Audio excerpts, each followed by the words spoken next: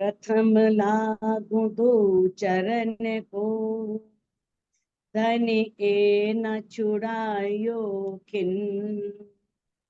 लाख तले लाल एड़िया, मेरे जीव के यही जीवन।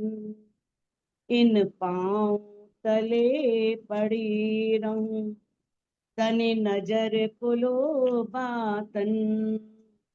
पल न बालू निरखु नेत्रे, मेरे जीव के यही जीवन।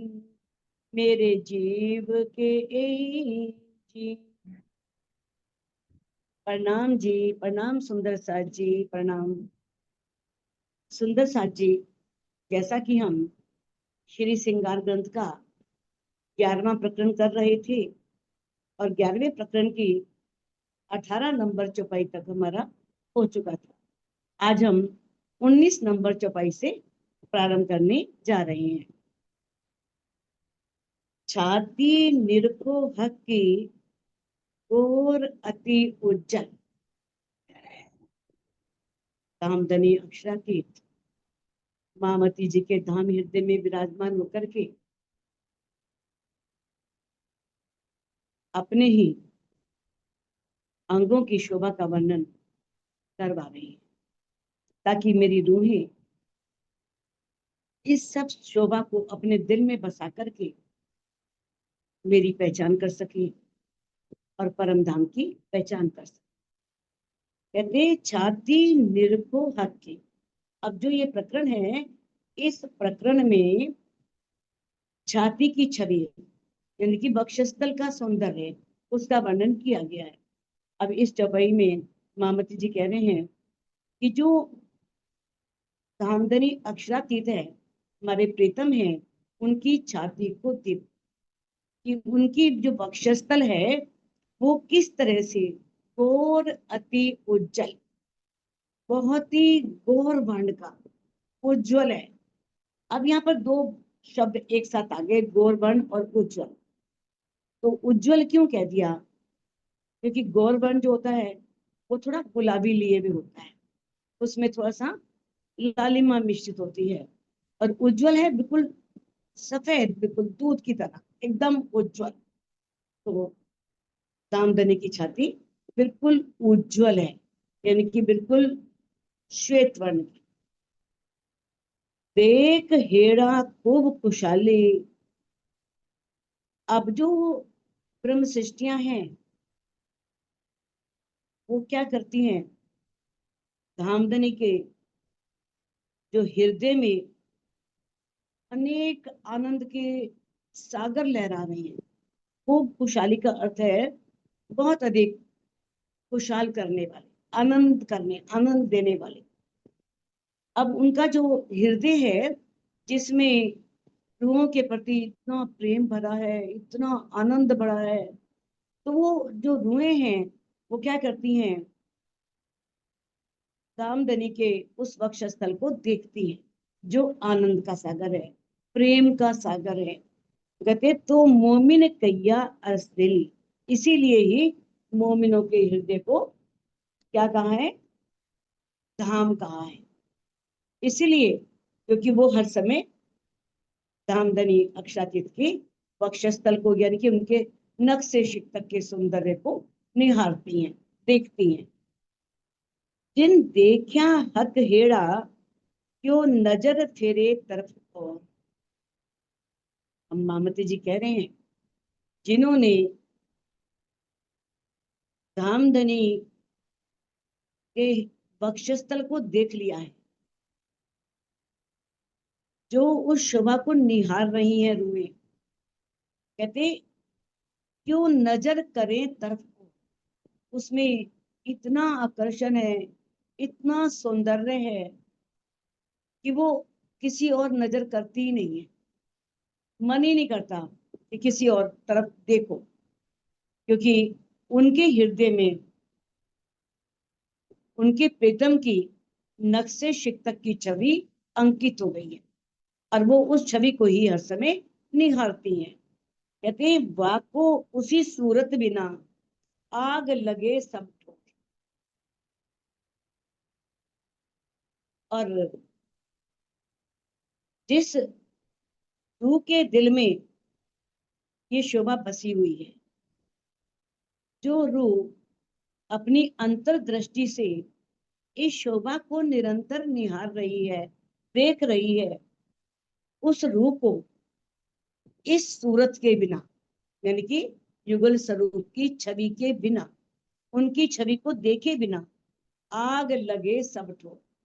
बाकी सभी जगह उन्हें ऐसा लगता है जैसे वो दाह कारक है, अग्नि देने वाले हैं, जलाने वाले हैं। यानी कि उन्हें किसी और स्थान पर शांति नहीं मिलती, आनंद नहीं मिलता। कहीं और देखें तो आनंद की प्राप्ति नहीं होती। जैसा कि इंद्रावती जी ने भी कहा है ना, आग देऊं तिन सुख को, जो आड़ा करे जाते दाम। मैं पिंड न देखूं ब्रह्मांड, मेरे हृदय बसे श्यामा श्याम। अब जिसके हृदय में श्यामा श्याम बसे हों, युगल स्वरूप बसे हों, वो रूह ना अपने शरीर को देखती है, ना ही इस ब्रह्मांड की परवाह करती है, ना मान मर्यादा की परवाह करती है कि बाकी लोग क्या कहेंगे, परिवार वाले क्या कहेंगे। वो सारी इन बंधनों को तोड़ चुकी होती है। सारे बंधन, सब रिश्ते उसने तोड़ दिए होते हैं। और किस तरह से वो हर समय, हर पल उसी युगल स्वरूप की छवि को निहारना चाहती है। जो हक अंग देखा हुए, हक जमाल न छोड़े तिन। अब जिस रूह ने राज्य के अंगों को देखा हो, धामधनी के अंगों की शोभा को, उनके नूर को, उस सौंदर्य को देखा हो, हक जमाल न छोड़े तिन, फिर राज्य उनको नहीं छोड़ते, क्योंकि वो उस सौंदर्य में बंध जाती है, वो उसमें कैद हो जाती है। फिर उसे दामदनी किसी भी कीमत पर नहीं छोड़ते। कहते जाके अर्श की एक रंचक, त्रिलोकी उड़ावे त्रैगुण। परम धाम के एक छोटी सी कंकड़ी भी होना, थोड़ा सा कण भी है, वो क्या करता है, वो त्रैगुण, जो त्रिगुणात्मक बनी हुई सृष्टि है, जिसे त्रिलोक भी बोल देते हैं, जिसमें अपना पृथ्वी लोक, पाताल लोक और द्युलोक, तीनों लोग आ जाते हैं, ऊपर वाले भी और नीचे वाले भी। तो इस प्रकार से जो त्रिगुणात्मक सृष्टि है और सारे त्रिलोक को उड़ा देती है, यानी कि उसके सामने ठहर ही नहीं सकते, रह ही नहीं सकते। इतना बल है, इतनी शक्ति है परम धाम के एक कण में। अब सुंदर साथ जी विचार कीजिए, जब एक कण में इतना बल है, ठीक है रूहें आई नहीं यहाँ पर, रूहें, नूरी नजर भी उनकी यहाँ पर नहीं आई है, लेकिन परात्म की स्थूलता तो आई है, जो धनी के हुक्म से बंधी हुई है, धनी की इच्छा से ही आई है ना, हुक्म तो साथ में जुड़ा ही हुआ है ना। तो जो सारा सारा जो धन है, संपत्ति है, खजाना है, जो पर आत्म के दिल में है, वो आत्म के दिल में भी होना चाहिए, क्योंकि परात्म की सुरता ही तो है जिसे आत्म कहा गया है। लेकिन इस माया के ब्रह्मांड में आत्म अपने आत्म बल को भूल चुकी है, उसे अपना आत्म बल पता नहीं। जिस प्रकार से एक शेर का बच्चा जब भेड़ियों के झुंड में आ जाता है और उसे पता ही नहीं मैं शेर हूँ, मैं शेर का बच्चा हूँ, वो उसी भाषा में बोलने लगता है। लेकिन जब उसे परिचय कराया जाता है कि तू शेर है, तो गीदड़ नहीं है, भेड़ नहीं है, शेर की तरह गरज कर, तो जब ब्रह्म वाणी से एक रूह को पहचान होती है कि मैं उस पार ब्रह्म की, उस पूर्ण ब्रह्म परमात्मा की अर्धांगिनी हूं, जब उसे ये पहचान हो जाए और फिर भी वो जगह जगह मारी मारी फिरे, सबके आगे गिड़गिड़ाए, तो इसमें दोष किसका है? क्योंकि उस रूह ने अपने आत्म बल को नहीं पकड़ा। इतना बल है एक रूह के अंदर। कहते ना, तारतम का बल कोई न जाने, जाने मूल स्वरूप, मूल स्वरूप के चित्त की बातें हैं तारतम में कई रूप। इस तारतम में इतना बल है, इतनी शक्ति है इस ब्रह्मवाणी में। ये ब्रह्मवाणी ब्रह्मास्त्र है। माया के हजारों हथियार एक तरफ और ब्रह्मवाणी रूपी ब्रह्मास्त्र एक तरफ। किस प्रकार से, या कितने भी हत्यारे, हजारों हत्यारे माया के, ब्रह्मवाणी का ब्रह्मास्त्र जब चलता है तो खाली जाता नहीं है। तो माया के हथियार उसके सामने कुछ भी काम नहीं कर सकते। तो इसलिए एक रूह को अपने आत्म बल को पहचानना चाहिए और उस आत्म बल को पकड़ना चाहिए। वह देखिया अंग क्यों छूट ही, हक परीक्षा एहि मोमिन। मामती जी कहते हैं कि है मोमिनो, यही परीक्षा है। राजी यही परीक्षा ले रहे हैं। मोमिनों की हर बात की परीक्षा है, उनके ईमान की भी परीक्षा है। कितना ईमान है धनी पर, कितना विश्वास है धनी पर। उनके इश्क की भी परीक्षा है। यानी कि यहाँ पर कदम कदम पे रूहों की परीक्षा है। मान लो कभी चितवनी में राजी ने अपना कोई अंग दिखा दिया हो, किसी रूह को वो सौंदर्य दिखा हो, तो कहते वे देखा अंग क्यों छूटे। फिर वो देखा हुआ अंग कैसे छूट सकता है? अगर छूट गया फिर मानो देखा, फिर माया में रल गए। क्योंकि माया भी तो बहुत बल वाली है भाई, बहुत शक्तिशाली है। ये माया को भी राज्य ने बल दिया हुआ है और रूहों के पीछे लगाया हुआ है कि मेरी रूहों को भुला के दिखा तो मैं मानूंगा तेरे को। तो किस तरह से अब मामती जी कह रहे हैं कि ये परीक्षा है। अगर मान लो राज्य का कोई अंग दिखाए तो वो छूट कैसे गया? रूह उसमें गलतान क्यों नहीं हो गई? उसमें लग क्यों नहीं गई? कहते ए होए अर्स अरवाओं सो, जिनके अर्स अजीम में तन। अब शोभा को अखंड रूप से, नियमित रूप से अपने हृदय में बसाने का काम कौन कर सकते हैं? मोमिन। ए होए अर्स अरवाओं सो, धर्म की अर्स मैंने धाम की, परम धाम की, अरवाहें मैंने रूहें। ये जो कार्य है परम धाम की रूहों से हो सकता है, क्योंकि उनके परम धाम में मूल तन है। उनकी धामधनी से अखंड निस्बत है, शाश्वत निस्बत है। अगर जीव सृष्टि है बहुत अधिक लगी हुई है धनी की तरफ, उसके अंदर ईमान भी आ गया है, इल्म से उसने पहचान भी कर ली है और धनी को पाना भी चाह रही है, और धनी उसे कुछ कुछ अंग दिखा भी देते हैं, कुछ सौंदर्य दिखा भी देते हैं, तो जीव सृष्टि भूल सकती है। धामधनी कहते हैं कि एक ब्रह्म सृष्टि नहीं भूल सकती। ये ब्रह्म सृष्टियों की परीक्षा है। अगर मान लो राज्य ने कुछ दिखाया और वो उसे फिर माया में रल गई और उसे भूल गई। हक जात अरस उन तन से, बीच रहत मोमिन के दिल। अब परम धाम में हक जात कहते हैं ब्रह्म सृष्टियों। अर्स तन, अर्स उन तन से, परम धाम में जो रूहों के तन है ना, वो राज्य के तन से ही है। राज्य का ना, रूहों तुम मेरे तन हो। कहते हैं परम धाम में ब्रह्म सृष्टियां राज्य के साक्षात तन है। कहते बीच रहत मोमिन के दिल, और इस माया के खेल में, इस माया के ब्रह्मांड में धामधनी मोमिनों के दिल में रहते हैं, मोमिनों के दिल में आकर के विराजमान हो गए हैं। अर्स मोमिन दिल तो कैया, यो हिल मिल रहे असल।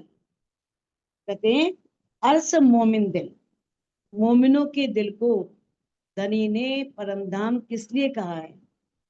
क्योंकि ब्रह्म सृष्टियां और राज्य आपस में एक हैं, ओत प्रोत है, अरस परस है, यानी कि दोनों एक हैं, एकाकार है। सिर्फ लीला रूप में अलग हैं, लेकिन वास्तव में आत्म रूप में वो एक हैं। तो बताया है कि जो अक्षरातीत का हृदय है वही श्यामा जी है, सखिया हैं, सारे 25 पक्ष हैं, उनके रूप में लीला कर रहा है।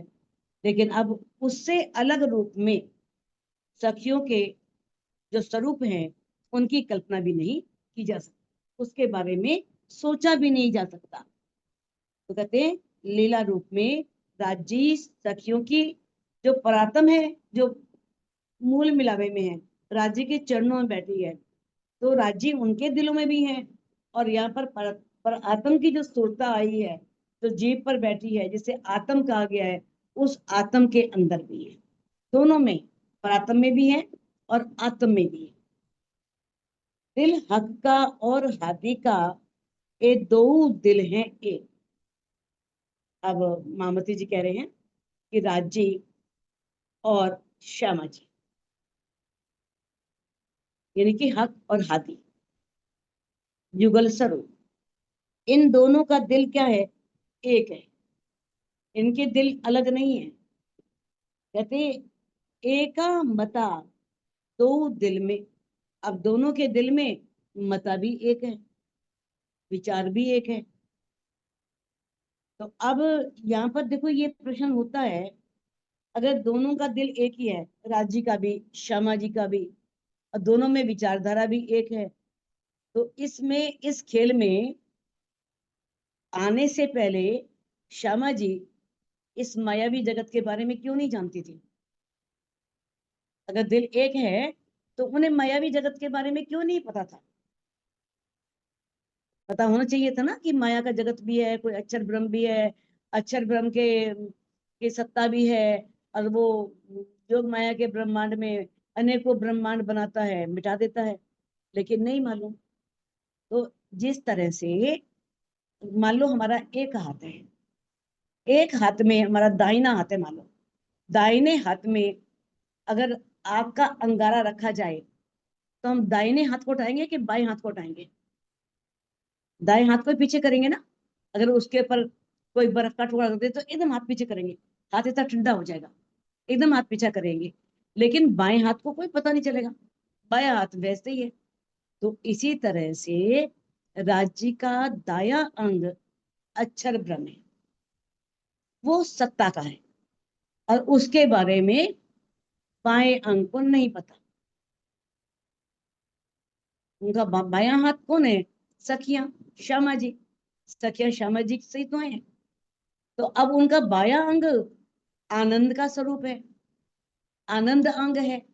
अब आनंद अंग को दाएं अंग के बारे में पता नहीं, और दाएं अंग अक्षर ब्रह्म को राज्य इन रूहों के साथ क्या लीला करते हैं नहीं पता। दाएं हाथ को बाएं का पता नहीं, बाएं हाथ को दाएं का पता, दोनों अपनी अलग अलग भूमिका निभा रहे हैं। इसीलिए श्यामा जी को इस माया के ब्रह्मांड के बारे में, अक्षर ब्रह्म के बारे में पता नहीं। तो कहते हैं एक मता दो दिल में, दोनों के दिल में एक ही विचारधारा है। ये अर्स रूहें जाने विवेक। अब इस बात की विशेष जानकारी परम धाम की रूहों को ही है। और ये कैसे हुई? इस ब्रह्मवाणी के माध्यम से, कि किस तरह से हम परम धाम में होते हुए भी अक्षर धाम को नहीं जानते थे, अक्षर ब्रह्म को नहीं जानते थे। अक्षर ब्रह्म की शासन सत्ता के बारे में, ब्रह्मांड, अनेकों ब्रह्मांड बनाना और मिटाना, इसके बारे में नहीं जानते। ये जानकारी ना ही अक्षर ब्रह्म जानता था। अक्षरातीत के मूल में प्रेम इश्क बरतत, ए सुध अक्षर को नहीं किनविद के लिए करत। तो अब इस ब्रह्मांड में आने पर ही अक्षर ब्रह्म को पता लगा कि पारब्रह्म अपनी रूहों के साथ कैसे लीला करते हैं। जब योग माया के ब्रह्मांड में गई, वहां रास हुई, तो किस तरह से, जैसे राज्य ने आवेश खींचा, तो कैसे अक्षर ब्रह्म चित चौक भई अक्षर, कौन हम, कौन सखियां, भाई हम हैं कौन, कहाँ पर हैं, ये सखियां कौन है। जैसे आवेश खींचा, वो आवेश क्यों खींचा, उससे ये सुख देने के लिए कि तू परमधाम में नहीं है, अपने ही ब्रह्मांड में इस लीला को देख रहा है, ताकि अक्षर ब्रह्म को पता लग जाए कि मैंने वो लीला देखी, लेकिन देखी अपने धाम में है, परम धाम में नहीं देखी। तो किस तरह से बताया है। अब ये बातों की जानकारी इस ब्रह्म वाणी के बाद माध्यम से परम धाम की रूहें अच्छी तरह से जानती हैं। जो गंज हक के दिल में, गंज जानते हो ना, गंज क्या होता है, गजान गंज, मतलब इतना इश्क, एक बूंद भी जाए तो वो बाहर निकलना शुरू हो जाए, लबालब भरा हुआ ऊपर तक। अब राज्य के दिल में इतना इश्क भरा हुआ है, अनंत, असीम, अपार, बेशुमार, कोई शुमार ही नहीं। क्योंकि इसीलिए उसे कहा है कि वो इश्क का सागर परिपूर्ण है। इसीलिए तो उस परब्रह्म को भी पूर्ण कह दिया है। पूर्ण मिदय पूर्णमिदम पूर्णस्य पूर्णम उच्यते, पूर्णात पूर्णम आदाय पूर्णम एव अवशिष्यते। क्यों पूर्ण है, अगर पूर्ण में से पूर्ण निकालोगे तभी पूर्ण ही बचेगा, पूर्ण में कुछ जोड़ दोगे तब भी पूर्ण ही रहेगा। तो इसीलिए जो धनी को क्या कहा है कि उनका दिल जो है वो इश्क का सागर है, और पूर्ण, अपने आप में पूर्ण है, भरा हुआ है। कोई ये रस और ना ले सके, और ये रस कोई और नहीं ले सकता। ये इश्क का रस, इश्क का आनंद लेने वाली कौन है, ब्रह्म सृष्टियां। बिना मोमिन कोई ना कादर, कादर जानते हो ना, सामर्थ्यवान, किसी में सामर्थ्य नहीं है, सिर्फ मोमिनों के बिना। मोमिन ही सामर्थ्य रखते हैं उस इश्क के रस को पीने का, उस इश्क को, इश्क की जो शराब है उसे पीने का सामर्थ्य किसमें है, बल किसमें है, सिर्फ मोमिनों के अंदर। मोमिन ही उस इश्क रस को चखते हैं। तो अर्स कैया दिल मोमिन, जो इन दिल में हक बैठक। इसीलिए मोमिनों के दिल को अर्श कहा है। और इन दिल में हक बैठक, और मोमिनों के दिल में राज्य की बैठक है, राज्य वहां विराजमान है। तो इत जुदागी कहाँ रही, फिर उसमें जुदाई कहां से रही, अलग कैसे हो गए। मोमिनों का दिल अर्श है और मोमिनों के दिल में राज्य विराजमान है। जहां हके आए मुतलक, जहां मुतलक में कोई शक नहीं, मुतलक में निश्चित रूप से जिसमें राज्य आ गए, तो वहां पर फिर कोई जुदाई नहीं रही, फिर तो एक ही हो गए। इत जुदागी कहाँ रही, फिर वहां पर जुदाई का कोई काम ही नहीं है। यहाँ पर राज्य खुद आकर के विराजमान हो जाते हैं। राज्य जिस दिल में आकर के बैठ जाते हैं, वहां उस रूम में के और राज्य में कोई फर्क नहीं। अब ये नहीं, ये बात बहुत जगह वाणी में क्लियर की गई है। ये मतलब नहीं है कि राज्य किसी भी ब्रह्म मुनि के अंदर आकर के बैठे और उसे हम प्राणनाथ जी मान लें या राज्य मान लें, नहीं। ये सिर्फ 5वें दिन की लीला में वो अधिकार किसे दिया है, सिर्फ प्राणनाथ जी, उन्हें ही साक्षात अक्षरातीत माना जा सकता है। वरना और कोई भी ब्रह्ममुनि है, परमहंस है, चाहे वो राज्य की बैठक भी है, राज्य को देख भी रहा है, सबको दिखा भी रहा है, लेकिन उन्हें अक्षरातीत नहीं माना जा सकता, उन्हें धामधनी नहीं माना जा सकता। कहते एक क्यों हुई बिना निस्बते, इति हुई वाहिदत। अब ताजी ने मोमिनों के दिल को अर्श बनाया, आकर के विराजमान हो गए। तो ये कार्य बिना निस्बत के नहीं हो सकता। इस रूह का राज्य से अखंड संबंध नहीं है, अनादि काल से संबंध नहीं है, जिनके मूल तन परम धाम में नहीं है, तो वहां पर राज्य एकदम विराजमान नहीं हो सकता, क्योंकि इति हुई वाहिदत। जैसे ही धामधनी अंदर विराजमान हो जाते हैं, तो उस आत्मा में और राज्य में, इस संसार में ही एक दिल की स्थिति आ जाती, वाहिदत की स्थिति आ जाती, एक दिल की स्थिति आ जाती है। जब एक ही धामधनी अक्षरातीत, उन्हीं का हृदय तो श्यामा जी है, सखियां हैं, 25 पक्ष हैं, और उसके रूप में लीला कर रहा है। तो ये फिर जब ये बात है कि उनके दिल से सब प्रकट हुए हैं और सब लीला रूप में प्रकट हुए हैं, तो फिर इस प्रकार से ये सब क्या है, श्यामा जी, सखियां, ये सब क्या है, ये वाहिदत के स्वरूप हैं, निस्बत के स्वरूप। अब जहाँ निस्बत के स्वरूप हैं, वहां वाहिदत तो होगी होगी, एक दिली तो होगी होगी। और जब एक दिली है, तो खिलवत भी वहीं पर होगी। जब राज्य अंदर आके बैठ गए, तो उसे खिलवत भी कहा जा सकता है, क्योंकि रूह उनसे बात कर रही है, उन्हें देख पा रही है। और क्योंकि अब वो मोल मिलावे में तो सामने बैठी है, देख नहीं पा रही, बातें नहीं कर पा रही, बैठी जरूर है चरणों में, सोता यहाँ माया के ब्रह्मांड में, ना धनी को देख पा रही है, ना धनी से बातें कर पा रही है।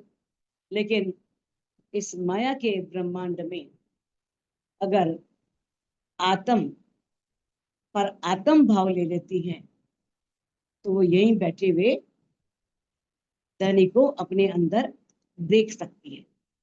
कहते हैं निस्बत वाहिदत एक है, तो क्यों जुदी कही ये खिलवत।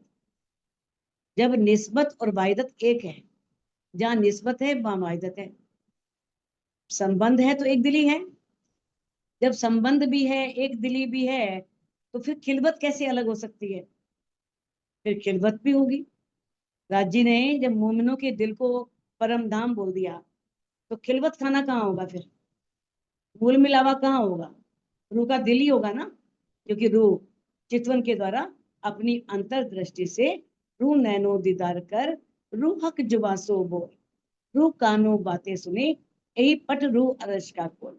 किस प्रकार से फिर वो रूह अपनी रूह के नेत्रों से देखती है, रूह के कानों से ही सुनती है, रूह की जुबान से ही बोलती है, और रूह के कानों से ही सब बातें सुनती है। तो किस प्रकार से फिर कभी भी खिलवत को अलग नहीं किया जा सकता, उसी दिल में खिलवत है, राज्य से उसकी बातें होती हैं। इति हक मेहरबानगी, इति हुक्म इलम। अब जिस भी ब्रह्म मुनि के हृदय में धनी ने धाम बनाया, तो वहां धनी की पूरी मेहर होगी, मेहरबानगी मैंने वहां पूरी मेहर, धनी की पूर्ण मेहर बरसेगी। इति हुक्म इलम, जहाँ राजी है वही हुक्म है, वही इलम है। ना हुक्म अलग है, ना इलम अलग है, ये सब राज्य के दिल के अंग ही तो हैं। इलम है, इश्क है, हुक्म है, जोश है, ये सब राज्य के दिल के अंग है। जब राज्य आ जाएंगे, फिर कैसे हुक्म अलग हो जाएगा, राज्य के दिल की इच्छा, या इलम अलग हो जाएगा। तो कहते हैं कि किस तरह से जिसके हृदय में राज्य के चरण कमल आ गए, कहते हैं तो इत जोश इश्क क्यों ना आवे। फिर वहां जोश क्यों नहीं आएगा, इश्क क्यों नहीं आएगा, जो हक दिल में धरे कदम। जैसे राज्य एक रूह के दिल में अपना चरण कमल रखते हैं, अपने चरण कमल, तो अब वो अपने मेर हुक्म इलम जोश ये सब छोड़ के तो वहां पर आएंगे नहीं परम धाम में, क्योंकि उनके अंदर ही तो है। ये थोड़ा ना कोई हीरे मोती ज्वारात हैं। ये हीरे मोती ज्वारा से भी कीमती अनमोल संपदा है। जहाँ राजी आएंगे वहां ये सारी जो उनकी इच्छा है, उनका जो ब्रह्मवाणी का ज्ञान है, या जो जोश है, इश्क का जोश मान लो, कोई भी जोश है, तो वो क्यों नहीं आएगा। जहाँ राजी होंगे वहां ये सब कुछ होगा, बल्कि धनी के आवेश से ही सब कुछ प्रकट होता है। जैसे राजी धन रूह के दिल में चरण रखते हैं, तो ये सारी निधियां, सारी संपत्तियां अपने आप उस रूह के अंदर आ जाती हैं। सोई सहूर अर्श का जो कैया हक इलम। अब जिस रूह का हृदय धाम बन गया, तो उस रूह के अंदर तो फिर कोई बेशकी नहीं रहेगी, शक नहीं रहेगा। सोई सहूर अर्श का जो कैया हक इलम, जो कि राज्य की ब्रह्मवाणी में बात कही गई है, तो उसी के पास अर्श का सहूर होता है। अर्श का सहूर यानी कि परम धाम का चिंतन। जो रूह वाणी पढ़ती है, और किस तरह से वाणी पढ़ने से, क्योंकि ये जो वाणी है वो बेशकी इलम है, इसमें कोई शक नहीं है, कोई संदेह नहीं है। तो इस बेशक इलम को पढ़ करके वो बेशक हो जाती है, उसमें कोई संदेह नहीं रहता, कोई भी उसके अंदर भ्रांति नहीं रहती। सोई मोमिन पे बेशकी यो अर्स रूहें जुदे ना कसम। और जो मोमिन जिसके अंदर राजी आ गए, तो समझो उसके अंदर पूरी ब्रह्मवाणी आ गई अपने आप ही। तो उस तरह से वो मोमिन बिल्कुल बेशक हो गया, जिसे परम धाम दिख रहा है, राजी दिख रहे हैं, फिर शक क्या। शक तभी होता है ना, पता नहीं परम धाम है भी या नहीं, पता नहीं पूर्ण ब्रह्म परमात्मा अक्षरातीत दर्शन देते भी हैं या नहीं। जब दिख रहे हैं तो फिर क्या शक है, फिर तो अंदर बेशक रूह हो ही जाती है, कोई शक नहीं रहता उसको। तो अर्स रूहें जुदे न कसम। तो इस प्रकार से परम धाम की जो आत्माएं हैं, जो परम धाम की रूहें हैं, वो राज्य से अलग नहीं है। राज्य और रूहें एकाकार है, अरस परस है। तो कह रहे हैं कि किस तरह से, जैसे चंद्रमा और चंद्रमा की किरणें एक हैं, सागर और सागर की लहरें एक है, हाथ और हाथ की उंगलियां एक है। अगर उंगलियां नहीं तो हाथ काम ही नहीं कर सकता। अगर उंगलियां नहीं है तो हाथ कैसे काम करेगा, उंगलियों से ही कार्य करेगा ना, हाथ का भी अस्तित्व नहीं है। और इसी तरह से हाथ के बिना उंगलियों का अस्तित्व नहीं है। हाथ है तभी उंगलियां हैं, सागर है तभी लहरें हैं, चांद है तभी किरणें हैं। तो इस प्रकार से बताया है कि जब राज्य अंदर आते हैं, तो अर्श की रूहें जो हैं वो तनी से अलग नहीं होती, एक ही हो जाती। जुबा क्या कहे बड़ाई हक की। अब मावती जी कह रहे हैं कि मैं अपनी इस जुबा से राज्य की क्या बड़ाई करूं, क्या प्रशंसा करूं, क्योंकि धनी की महिमा को यहाँ के शब्दों से नहीं कहा जा सकता है, नहीं जाना जा सकता। तो इन शब्दों से मैं उनकी महिमा कैसे बताऊं। पर रूहें भूल गई लाड लज्जत। जो परम धाम में रूहें राज्य से लाड लेती थी, जो धनी से प्रेम लेती थी, उसकी जो लज्जत थी, जो आनंद था, अब रूहें उस लाड को, उस प्यार को, और उस प्यार से मिलने वाले आनंद को भूल गई। इस माया के ब्रह्मांड में आकर के माया ने अपना बल दिखाया, और किस तरह से रूहें अपने परम धाम के सभी लीलाओं को, उस लाड को, उस प्यार को, और प्यार से मिलने वाले आनंद को भुला बैठी। एकदम ना जुदे रह सके जो याद आवे हक निस्बत। जब तक रूह को निस्बत की पहचान नहीं होती कि मेरा धाम धनी से संबंध क्या है, वो अपने आप को एक भक्त मानती है, एक पुजारिन मानती है, एक दासी मानती है, उसे पता ही नहीं कि मैं उनकी अर्धांगनी हूँ, कि मैं धामधनी की अर्धांगनी हूँ, मैं उनकी ब्रह्म आत्मा हूँ, मैं ब्रह्म सृष्टि हूँ। जब तक उसे ये पहचान ना हो, ये याद ही ना आए, तो जैसे ही याद आएगा फिर वो एक पल भी जुदा नहीं रह सकता।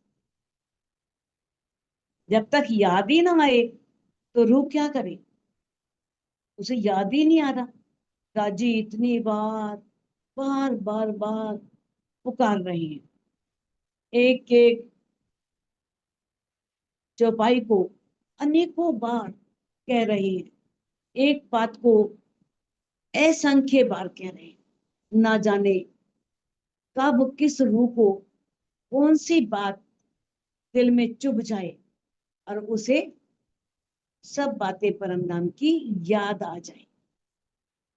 और जैसे ही रूह को याद आ गई, फिर क्या वो धनी से विचोहा सह सकेंगी?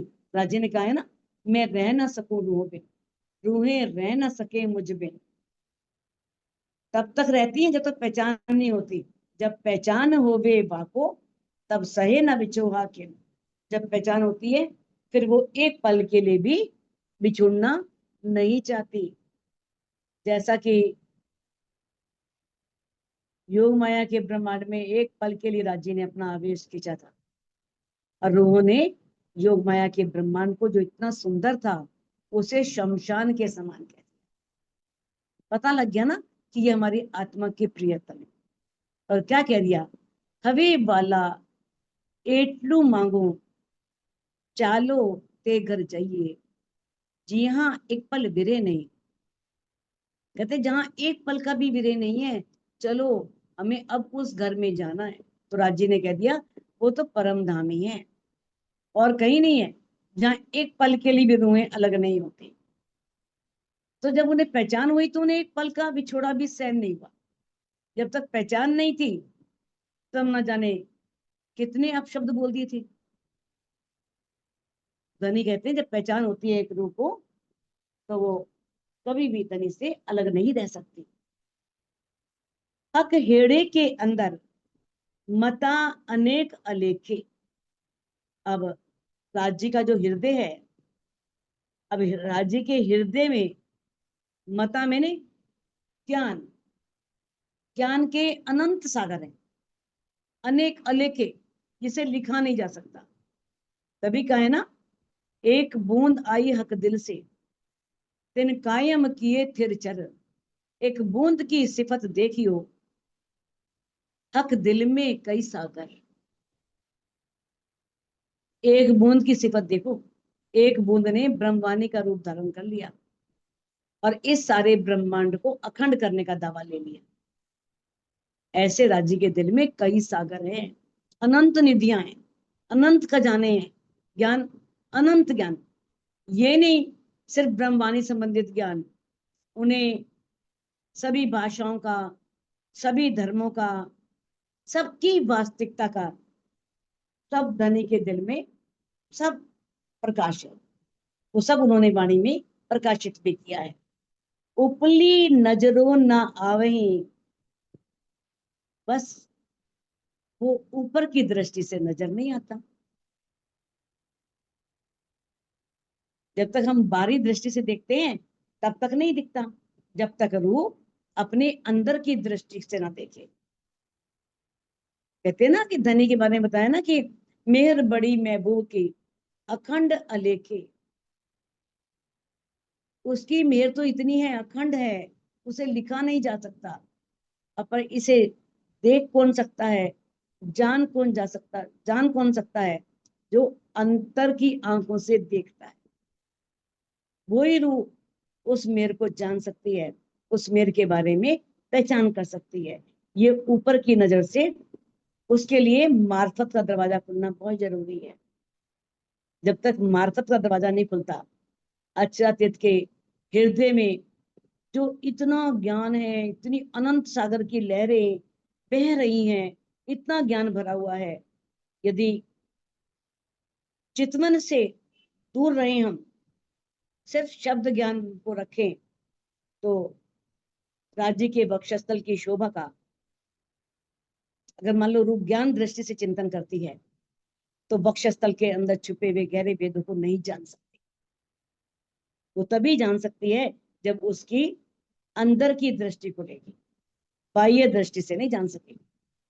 ज्ञान दृष्टि से, बाह्य दृष्टि से उसने जान लिया, ठीक है, लेकिन जब तक वो अंदर के चक्षुओं से नहीं देखती, तब तक वो प्रीतम के हृदय में कितने ज्ञान के सागर हैं उसे नहीं देख सकती, उसे नहीं जान सकती। क्यों छूटे हकहेड़ा मोमिन के दिल से। अब कहते हैं राज्य का जो वक्षस्थल है वो मोमिनों के दिल से कैसे छूट सकता है? छूट ही नहीं सकता, क्योंकि वो तो उनके अंदर बसा है, अलग नहीं है। अर्स मता जो मोमिन का सब हकहेड़े में, और परम धाम की जितनी संपत्ति है, जितनी विचारधारा है, जितनी भी निधियां हैं, वो कहां पर है? सब राज्य के हृदय में, सारी संपत्ति। तभी तो कहा है कि सो तो अब जाहिर भय सब विद वतन सहित, कि वो इस संसार में प्रकट हो गए हैं परम धाम के सारी विधियों को लेकर के। वो छोड़ के नहीं आए, सारा खजाना लेकर के आए हैं।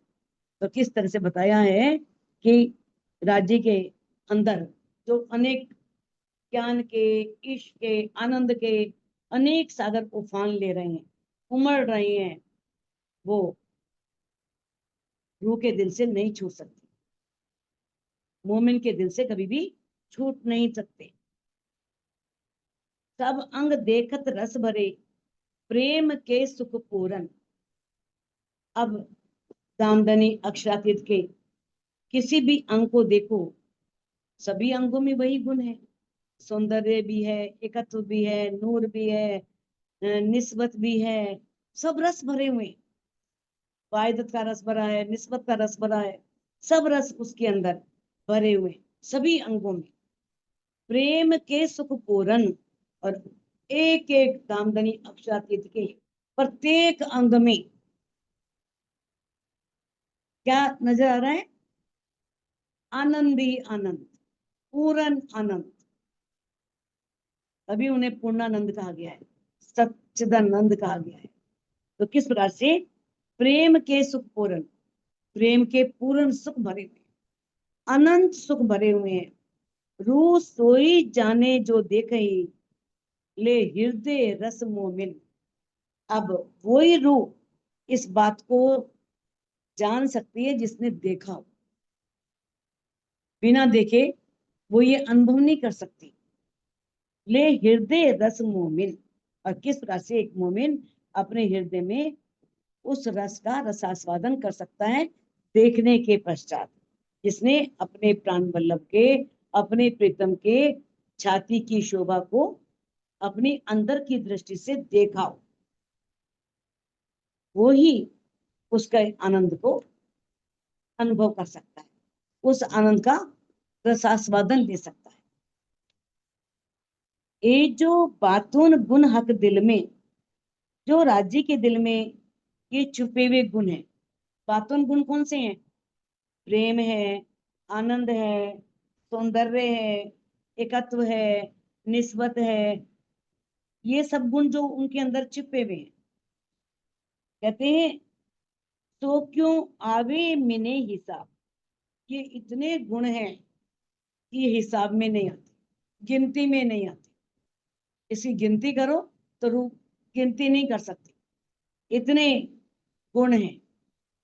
रूह सोई, सॉरी, ए दृष्ट मन जुबा क्या कहे, ए जो मसाला वाह।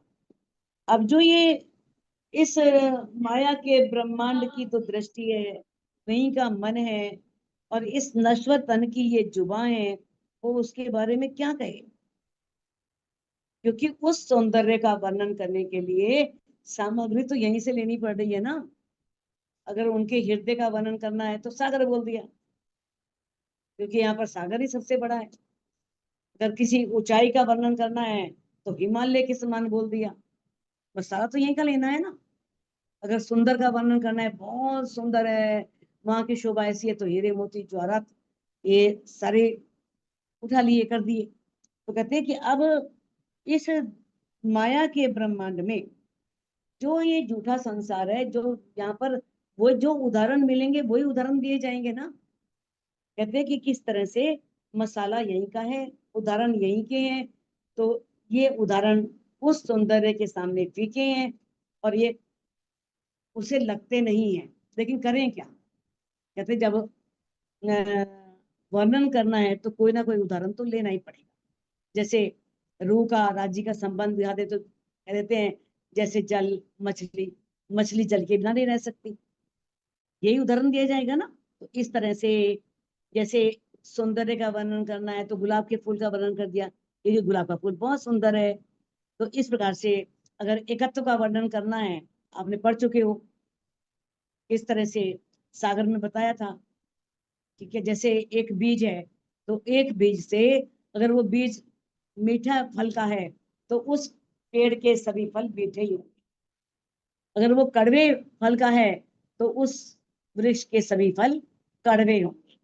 तो इस प्रकार से बताया है कि इसका अनुभव रूह तभी कर सकती है जब वो चितवन करे, और चितवन किसे आत्म दृष्टि से देखे।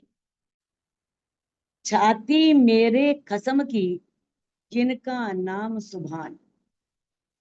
अब मामती जी कह रहे हैं जो मेरे सुभान की छाती है ना, सुभान बोलते हैं अक्षरातीत को, हक को, राज्य को सुभान बोलते हैं।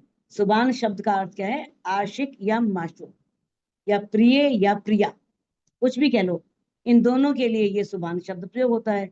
हक सुभान, हादी सुभान।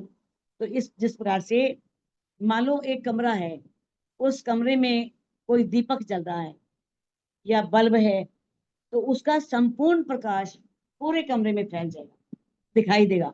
इसी प्रकार से जो धामधनी है, उनके छाती में, उनके हृदय में जो अनंत गुण सागर हैं, सौंदर्य है, प्रेम है, एकत्व है, निस्बत है, जो भी गुण है, तो वो सब क्या है, राज्य के वक्षस्थल की शोभा को अगर हम आत्मसात करेंगे, अपने अंदर आत्म चिंतन करेंगे, अपने आंतरिक मन से सोचेंगे, तभी वो अंदर प्रकट होंगे, तभी वो हमें हमारे अनुभव में आएंगे, तभी एक रूह के अंदर वीर्य की अग्नि बढ़ती जाएगी और वो धनी को पाना चाहेगी।